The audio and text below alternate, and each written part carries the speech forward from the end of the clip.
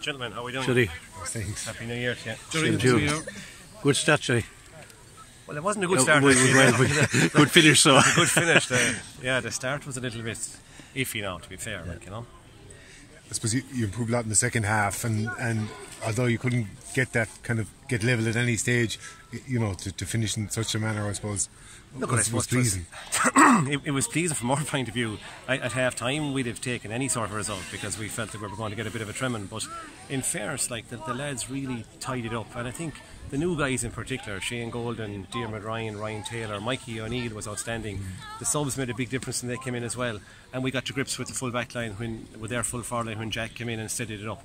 They brought number 20 with a white helmet, I think it was Daniel Carney, in as a third midfielder halfway through the second half, and that steadied.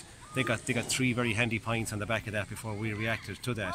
But once Jack went in there and we got to grips with their third midfielder, we moved on again.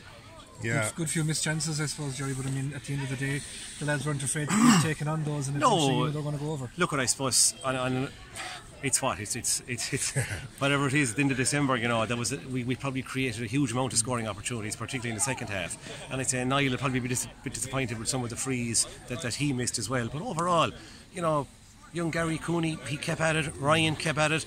You know, Ryan probably got the clinching score there after having maybe 4 or 5 very poor wides by his own standard. But Gerry, you know, Gerry was making his debut on Sean Donoghue. He gave him lots of it. So, look, from our perspective, it was 2 evenly matched experimental teams, and Cork looked a lot fitter than us in the first half, and we got things together and organised better at half time, and we turned in a very good performance in the second half.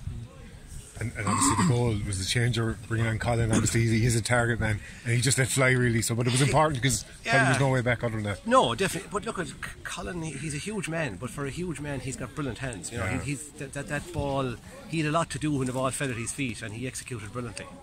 And he was saying there, you know, it's important for him to put players like him to put up their hand in, and when they do get on to make an impact. But look at this is what it is like. You know, I suppose we roll into the National League very quickly, and teams start to get very settled very quickly.